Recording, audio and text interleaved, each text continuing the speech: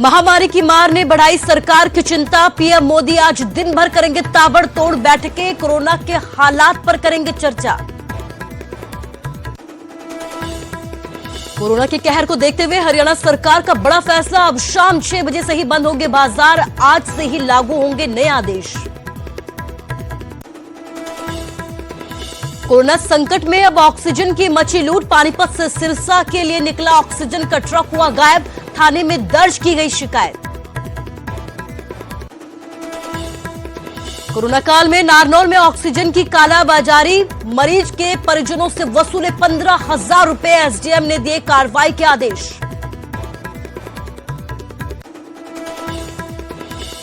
हरियाणा में कोरोना से लड़ाई में अब सेना करेगी मदद, पानीपत और हिसार में 500 बेड की व्यवस्था करेगी डीआरडीओ, डॉक्टर और अन्य सुविधाएं उपलब्ध करवाएगी सेना।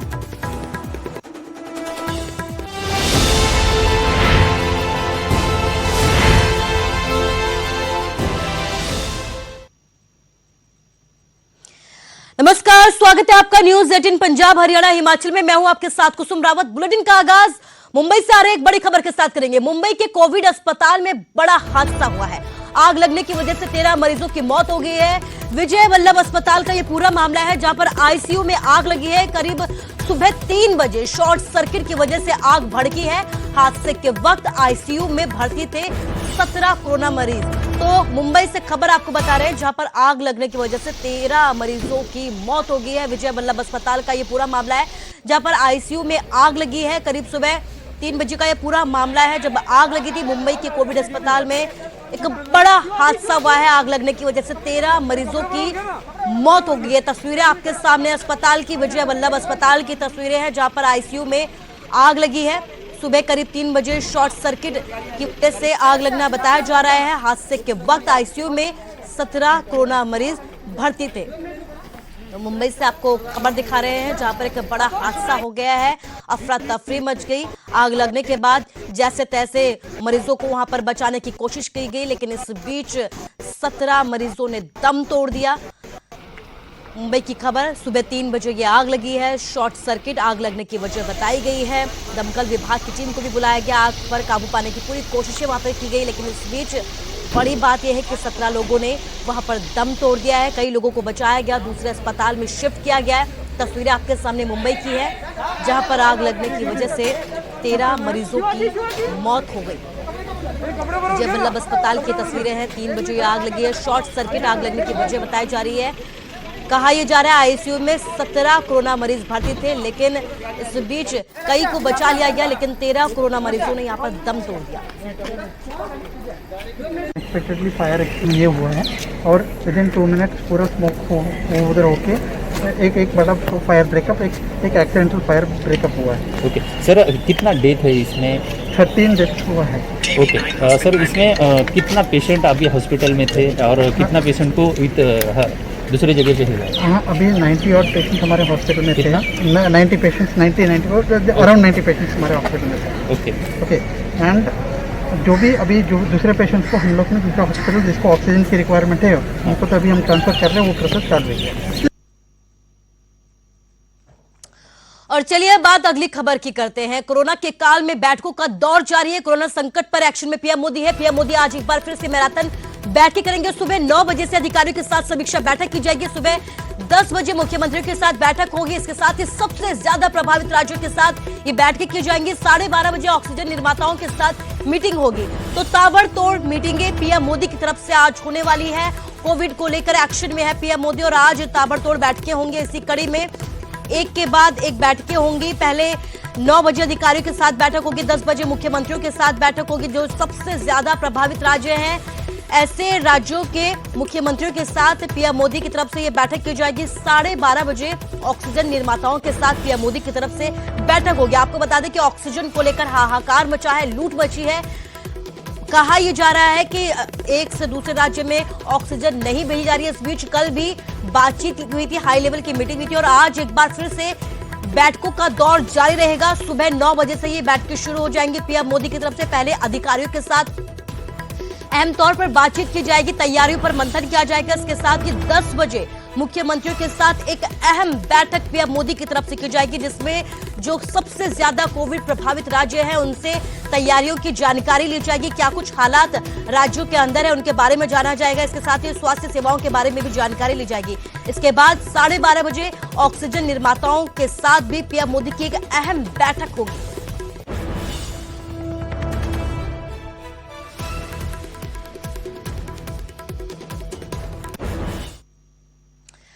तो कोरोना का संकट लगातार बढ़ा हुआ है। कोरोना के चलते हरियाणा में सख्ती एक बार फिर से बढ़ा दी गई है। आज से रोजाना 6 बजे बाजार बंद हो जाएंगे। हरियाणा के सभी शहरों में ये नए आदेश आज से ही लागू होंगे। गैर जरूरी जगहों पर भीड़ जमा नहीं करने दी जाएगी। कोई भी कार्यक्रम करने से पहले एसडीएम की मंजूरी बेहद जरूरी बताई गई है। कोरोना के बढ़ते मामलों के चलते सरकार ने ये अहम फैसला लिया है।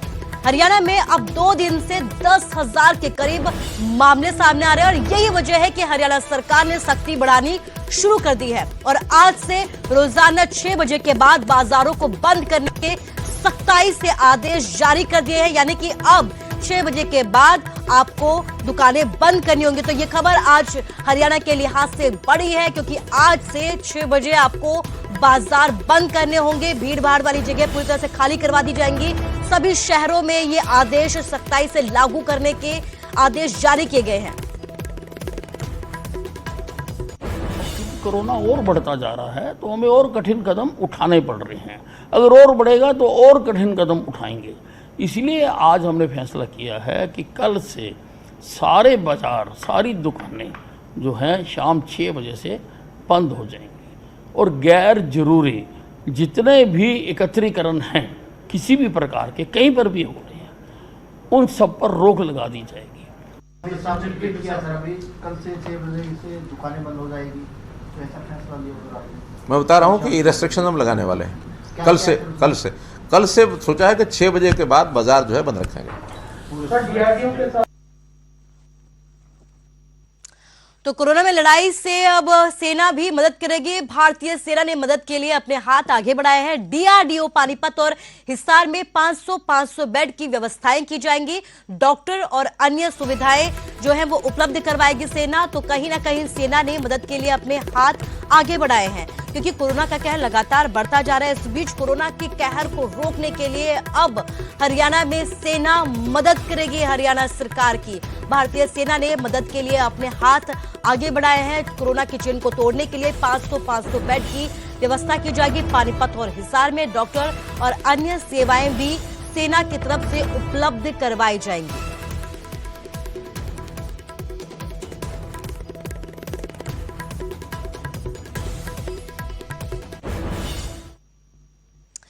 इस बीच हिमाचल से बड़ी खबर आपको बता रहे हैं। हिमाचल में भी कोरोना का कहर लगातार बढ़ता जा रहा है और हिमाचल में आज से धार्मिक स्थल को बंद कर दिया जाएगा। कोरोना के बढ़ते मामलों के चलते ये पाबंदी लागू की गई है। मंदिर, गुरुद्वारे, मस्जिद और चर्च बंद रहेंगे। धार्मिक स्थलों में भक्तों के प्रवेश पर पाबंदी लगा दी गई है। वीकेंड पर बाजार भी बंद रखने के फैसले लिए गए हैं। आपको बता दें कि लगातार केस बढ़ने के बाद हिमाचल सरकार की तरफ से यह अहम फैसला लिया गया, जिसमें धार्मिक स्थलों को आज से ही बंद करने के आदेश जारी किए गए। तो हिमाचल सरकार का बड़ा फैसला, आज से धार्मिक स्थल बंद कर दिए जाएंगे। भक्तों की एंट्री पर अभी फिलहाल के लिए रोक लगा दी गई है। कोरोना के बढ़ते मामलों के चलते हिमाचल सरकार की तरफ से यह अहम फैसला लिया गया, जिसमें सभी धार्मिक स्थल, जिसमें मंदिर, गुरुद्वारे, मस्जिद, चर्च सभी पूरी तरीके से बंद रहेंगे। इसके साथ ही भक्तों की एंट्री पर पूरी तरीके से रोक लगा दी गई। इसके अलावा और भी कई अहम फैसले हिमाचल सरकार की तरफ से लिए गए, जिसमें वीकेंड यानी कि शनिवार और रविवार को भी बाजार बंद रखने के निर्देश जारी किए गए हैं।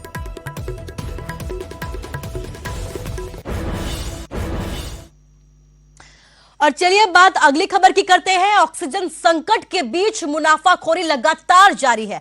नारनौल से शर्मसार करने वाला एक वीडियो सामने आया है। ऑक्सीजन सिलेंडर के लिए 15,000 रुपए यहां पर वसूले हैं मरीज से। इसके साथ ही मरीजों के परिजनों से ये रकम वसूली गई है। एसडीएम ने स्वास्थ्य विभाग को कार्रवाई के आदेश जारी कर दिए हैं। तो ऑक्सीजन को लेकर हाहाकार लगातार जारी है, मुनाफाखोरी लगातार जारी है। इस बीच एक शर्मसार करने वाला वीडियो सामने आया है। नारनौल से ये वीडियो सामने आया, जहां पर ऑक्सीजन सिलेंडर के लिए 15,000 रुपए वसूले गए हैं। कोविड मरीज था, उसके परिजनों से ये 15,000 रुपए वसूले गए हैं, जिसकी जानकारी एसडीएम को लगी तो एसडीएम ने पूरे मामले के जो कार्रवाई के आदेश जारी कर दिए हैं। जांच के बाद कड़ी कार्रवाई की बात की है तो नारनौल की ये तस्वीरें हैं, शर्मसार करने वाला ये वीडियो है जहां पर ऑक्सीजन सिलेंडर के लिए 15,000 रुपए वसूले गए। और ऐसे वक्त में जब लगातार कोरोना के केस बढ़ते जा रहे हैं, कई जगहों पर मरीजों की स्थिति जो है वो गंभीर होती जा रही है और ऐसे ही वक्त में लोग कई जगहों पर मुनाफाखोरी करने में जुटे हैं और ऐसी ही कुछ तस्वीरें नारनौल से भी सामने आई हैं। के माध्यम से या एसडीएम साहब के माध्यम से मीडिया के थ्रू से हमें एक कंप्लेंट मिली थी कि भाई यहाँ पे गैस की कालाबाजारी हो रही है इंडस्ट्रियल ऑक्सीजन के उसमें। हमने यहाँ मौके पर मीडिया के साथ पुलिस के साथ यहाँ पर रेड करी है। यहाँ पे हमारे को जो शिकायत से संबंधित जो वीडियो मिली है उसके हिसाब से हमने आगे पुलिस को कार्रवाई करने के लिए लिख दिया है। अभी मैंने भी वो वीडियो देखा है और उसके तहत हमने अपने ड्रंक कंट्रोल ऑफिसर्स को ये सारा का सारा मामला बता दिया है। उस पर उनको संज्ञान लेने के लिए तुरंत एक्शन लेने के लिए कहा गया है और जल्द ही इस पे भी कार्रवाई होगी और भी अगर कहीं पे भी कालाबाजारी होती हुई मिलेगी तो उस पर भी तुरंत कार्रवाई की जाएगी। तो ऑक्सीजन को लेकर हाहाकार मचा हुआ है। हरियाणा में गायब हुआ ऑक्सीजन का टैंकर। इंडियन ऑयल का ऑक्सीजन टैंकर गायब हो गया है। पानीपत से सिरसा के लिए निकला था टैंकर, कल देर शाम तक सिरसा नहीं पहुंची ऑक्सीजन। पानीपत के ड्रग कंट्रोलर ने पुलिस को इसकी शिकायत दे दी है। तो आप देख सकते हैं कहीं चोरी हो रही है, कहीं मुनाफाखोरी हो रही है, कहीं ऑक्सीजन पहुंच ही नहीं रही है। इस बीच बड़ी बात यह है कि ऑक्सीजन का टैंकर ही गायब कर दिया गया। इंडियन ऑयल का ऑक्सीजन का टैंकर ये गायब किया गया है। पानीपत से सिरसा के लिए निकला था लेकिन सिरसा पहुंचा नहीं। कल देर शाम तक सिरसा जब नहीं पहुंचा तब जाकर इसकी शिकायत दर्ज करवाई गई। पानीपत के ड्रग कंट्रोलर ने पुलिस में इसकी शिकायत दर्ज करवाई है। तो आप देख सकते हैं कि ऑक्सीजन को लेकर किस तरीके से हाहाकार मचा है। कहीं मुनाफाखोरी की जा रही है, कहीं ऑक्सीजन पहुंच ही नहीं रही है, तो कहीं से ऑक्सीजन को चोरी कर दिया जा रहा है। तो ऐसी ही एक और मामला सामने आया है। इंडियन ऑयल का ऑक्सीजन टैंकर चोरी कर दिया गया है। पानीपत से सिरसा के लिए निकला था लेकिन सिरसा पहुंचा ही नहीं, जिसके बाद पुलिस में इसकी शिकायत दर्ज करवाई गई है।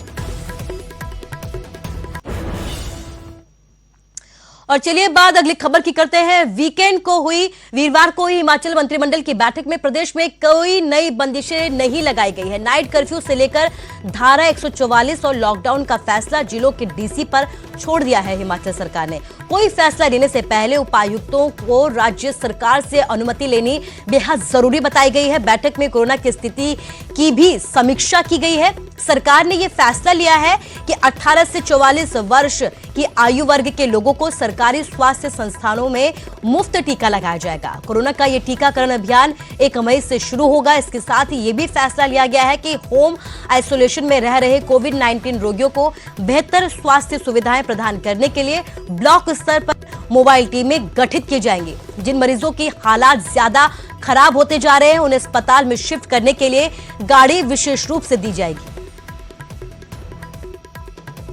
मंडल ने यह निर्णय लिया है कि हिमाचल प्रदेश में 1 मई से जो वैक्सीनेशन ड्राइव 18 साल से 44 साल के बीच के लोगों के लिए जो है वो हो रही है, वो फ्री ऑफ कॉस्ट होगी। क्योंकि इस ड्राइव में केंद्रीय सरकार की ओर से जो कंपनीज हैं जो वैक्सीनेशन बना रही हैं वो 50% गवर्नमेंट को देंगे, 50% प्राइवेट सेक्टर में जाएगी। स्टेट गवर्नमेंट्स जो हैं वो तय करेंगे कि इस कैटेगरी के लोगों को वैक्सीनेशन किस प्रकार से हो। उस दृष्टि से एक बहुत बड़ा निर्णय है। तो हिमाचल सरकार ने कई तरह की सख्ती बरती है, कई तरीके के नए फैसले लिए हैं, लेकिन इस बीच हिमाचल में कोरोना की घातक रफ्तार रुकने का नाम ही नहीं ले रही है। 24 घंटे में 1774 नए केस दर्ज किए गए हैं, 18 लोगों की मौत हो गई है, 689 लोग ठीक हुए हैं। इसके साथ ही एक्टिव केस की अगर बात की जाए तो 11,559 एक्टिव केस हैं। प्रदेश में अब तक कोरोना से 1,241 लोगों की मौत हो गई है। तो 24 घंटे में 1,774 नए केस आए हैं।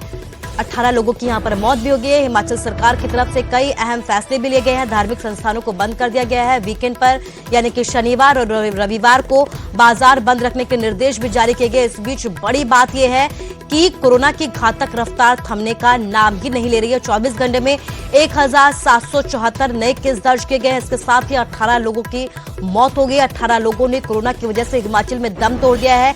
689 लोग ठीक हुए हैं। इसके साथ ही एक्टिव केस की अगर बात की जाए तो 11,559 एक्टिव केस है।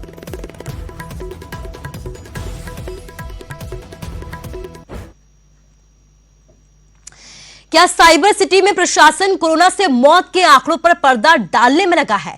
शमशान घाट पर जलती चिताएं इसकी तस्दीक दे रही हैं। गुरुग्राम में कोरोना से जान गंवाने वालों का सरकारी आंकड़ा और शमशान में जलती चिताओं के बीच कितना फर्क है? तफ्तीश से इस रिपोर्ट को देखिए और देखिए क्या हाल हो रहा है कोरोना की वजह से।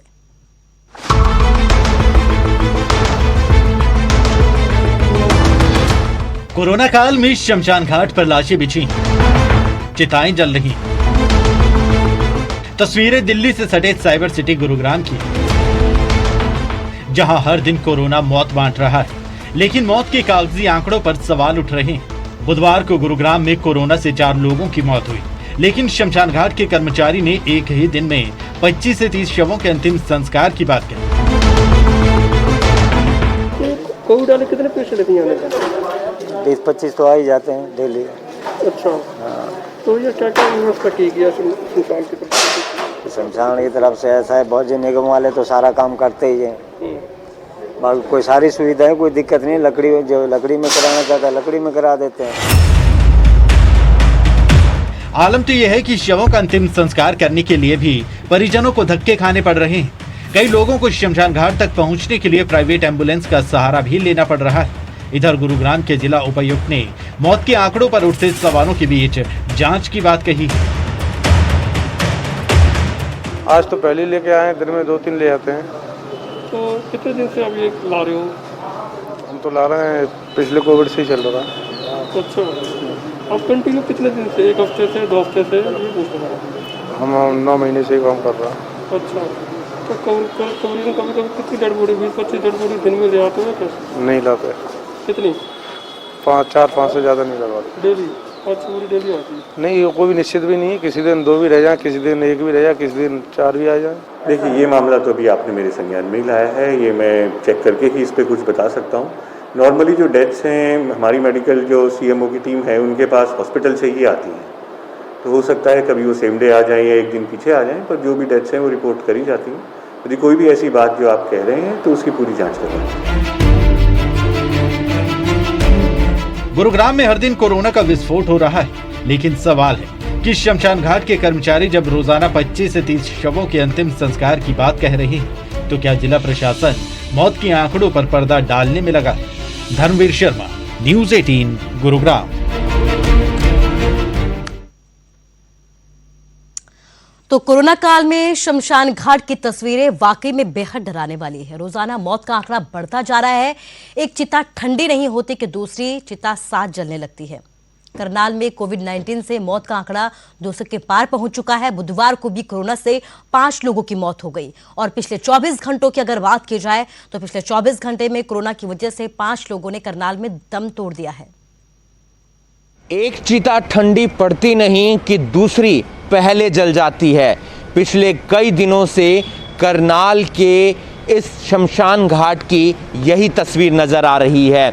इस समय हम खड़े हैं करनाल नेशनल हाईवे पर स्थित शमशान घाट पर, जो कोविड-19 से मरने वाले लोगों के दाह संस्कार के लिए, अंतिम संस्कार के लिए बनाया गया है। रोजाना यहाँ पर कई लोगों का अंतिम संस्कार हो रहा है। आप देख सकते हैं कि रोजाना जो मौत का आंकड़ा है करनाल में वो बढ़ता हुआ नजर आ रहा है। कल भी स्वास्थ्य विभाग के अनुसार 5 लोगों की मौत हुई थी और आज भी अभी तक स्वास्थ्य विभाग की रिपोर्ट के अनुसार 5 लोगों की मौत हो गई है। जो आंकड़ा है मौत का वो 200 के पार पहुंच चुका है करनाल जिले के अंदर। और वहीं बात की जाए एक्टिव केस की संख्या तो 3700 के पार पहुंच चुकी है। यहाँ पर तमाम सावधानियों का जरूर ध्यान रखा जाता है। जो भी लोग अपने परिवार के सदस्य का अंतिम संस्कार करने के लिए आते हैं उन्हें पीपीई किट दी जाती है और साथ ही साथ नगर निगम के कर्मचारी भी उनका सहयोग करते हैं। जो लकड़ियां हैं यहाँ पर पहले से लाकर रखी गई हैं ताकि जो है बाद में परेशानी का सामना ना करना पड़े, क्योंकि रोजाना जो है कई लोगों की कोरोना के चलते मौत हो रही है। प्रशासन लगातार लोगों को समझाने का प्रयास कर रहा है। करनाल से न्यूज़ 18 के लिए हिमांशु नारंग। देखिए, जो तस्वीरें हम आपको दिखा रहे हैं, जो आंकड़े आपको बताए जा रहे हैं, वो उनसे आप ना परेशान होएं ना घबराएं, बल्कि जागरूक होएं, क्योंकि आपदा के वक्त कुछ लोग लगातार मुनाफाखोरी में जुटे हुए हैं। रेमडेसिविर इंजेक्शन को लेकर कालाबाजारी लगातार जारी है और इसके आरोप में अंबाला पुलिस ने 4 लोगों को सलाखों के पीछे भी भेज दिया है। तो वहीं जींद में एक होश उड़ा देने वाली खबर सामने आई है। यहां पर चोरों ने कोरोना वैक्सीन पर ही हाथ साफ कर दिया और ऐसे में जरूरी है कि आप सावधानी के साथ चलते रहें।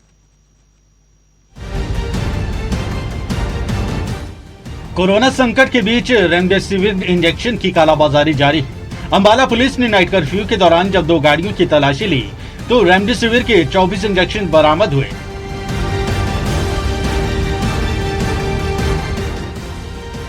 पुलिस ने गाड़ी सवार 4 लोगों को गिरफ्तार किया है, जिनमें 2 अंबाला और 2 दिल्ली के रहने वाले हैं। तभी 2 गाड़ियां उधर रेलवे रोड की तरफ से इधर अंबाला कैंट की तरफ आ रही थी, जिनको हमने क्योंकि रात्रि का समय था, वो कर्फ्यू के दौरान जो है शहर में आ रहे थे, तो उसी के चलते हमने उनको रोका और उनसे पूछताछ करी। हमें गाड़ियों की थोड़ी संदिग्ध लगी उनकी एक्टिविटी, तो हमने उन गाड़ियों को चेक किया। तो चेक करने उपरांत जैसे पता लगा रेमडेसिविर के उसमें 24 इंजेक्शन हमें उस गाड़ियों में मिले। तो जिस रिगार्डिंग हमें जो कर्फ्यू के दौरान जो उन्होंने वायलेशन की थी उसके रिगार्डिंग हमने उनका और जो वो इंजेक्शन रेमडेसिविर के मिले थे हमें 24, तो इसके रिगार्डिंग हमने मुकदमा दर्ज। इधर गृह और स्वास्थ्य मंत्री अनिल विज ने कहा कि आपदा के समय में किसी को भी मुनाफाखोरी नहीं करने दी जाएगी। हमारे हरियाणा में जो रेमडेसिविर की दवाई सप्लाई करने के 2 डिपो हैं। दोनों पर मैंने ड्रग डिपार्टमेंट के आदमी बिठा दिए कि एक वायल वहां से रिकॉर्डेड जाएगी, किस केमिस्ट को जाएगी, और सभी केमिस्टों को आदेश जारी कर दिए कि बिना आधार कार्ड के किसी को रेमडेसिविर नहीं दी जाएगी। इंजेक्शन की कालाबाजारी के बीच जींद से होश उड़ा देने वाली खबर सामने आई है। यहाँ चोरों ने सामान्य अस्पताल से कोरोना वैक्सीन पर ही हाथ साफ कर लिया। जिले में एक भी वैक्सीन नहीं बची है। चोर अस्पताल से कोवैक्सीन और कोविशील्ड की करीब 1710 डोज ले उड़े, जबकि स्टोर रूम में रखी दूसरी चीजों को हाथ तक नहीं लगाया।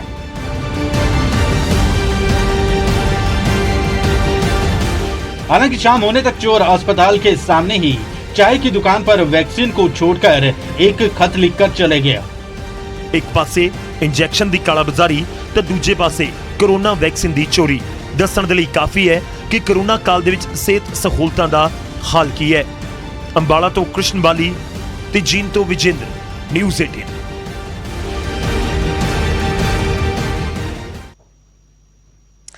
तीन कृषि कानूनों के विरोध में दिल्ली की सीमाओं पर किसानों की तरफ से लगातार आंदोलन जारी है। इसके साथ साथ देश भर में कोरोना की दूसरी लहर डराने वाली है, लेकिन किसान नेताओं ने कोरोना टेस्ट से साफ तरीके से इनकार कर दिया है। मगर वैक्सीनेशन जो किसान चाहे करवा सकते हैं। सोनीपत के राय रेस्ट हाउस में किसान नेता गुरनाम सिंह चढ़ूनी की तरफ से ये बयान सामने आया है। उन्होंने ये कहा है कि गुरनाम सिंह चढ़ूनी और दर्शन पाल के नेतृत्व में कई किसान नेताओं की सोनीपत जिला प्रशासन के साथ अधिकारियों के साथ बैठक हुई है, जिसके बाद किसान नेताओं की तरफ से ये कहा गया कि किसान मोर्चा पर कोई भी महामारी नहीं फैली है और इस महामारी का कोई साइड इफेक्ट भी किसान मोर्चे पर नहीं है, क्योंकि अगर ये महामारी होती तो बहुत सारे किसानों की अब तक इससे मौत हो जाती। और अब सरकार का जो ये पैंतरा है वो यहां पर नहीं चलने दिया जाएगा।